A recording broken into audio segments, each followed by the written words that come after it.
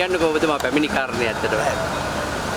මගේ සේවාලාභියෙන් තමයි හිටපු පිල්ලයන් ඇමතුමා. ඉතින් එතුමාගේ මූලික අයිතිවාසිකම් නඩුව හෙට ශ්‍රේෂ්ඨාධිකරණයේ විභාගයට ගෙනෙනවා. ඉතින් නඩුව පිළිබඳ සාකච්ඡා කරන්න පිල්ලයන් හිටපු ඇමතුමා මුණ ගැහෙන්නයි CID එකට ආවේ. ඔහු දැන් මාස 7මාරකට අධික කාලයක් රැඳවුම් නියෝගය යටතේ CID රඳවාගෙන ඉන්නවා. දැන් ඔබ නීතිඥයෙක් හැටියට විශාල වෙහසක් දරනවා මේ දැන් මෙච්චර කාලයක් රඳවාගෙන සිටියානේ දැන්. ඔව් ඉතින් දැන් නඩුව අහන්න දිනේ මොකද ආණ්ඩුව විසින් දිගින් දිගටම කල් ගැනීම නිසා නඩුව අහන දිනේ බවට පත් උනේ හෙට දිනයයි.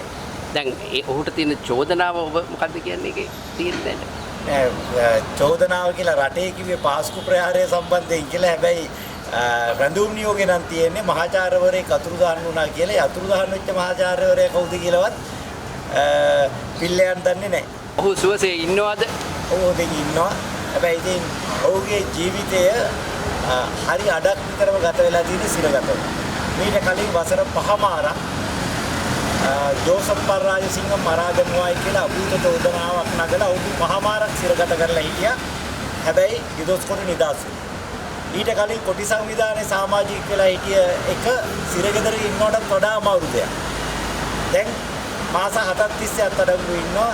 ඉතින් ඔහුගේ දැන් එකම ප්‍රාර්ථනාව ලබනාත්මවත් දෙවිනි විපතක් නොවේවා කියන එක තමයි.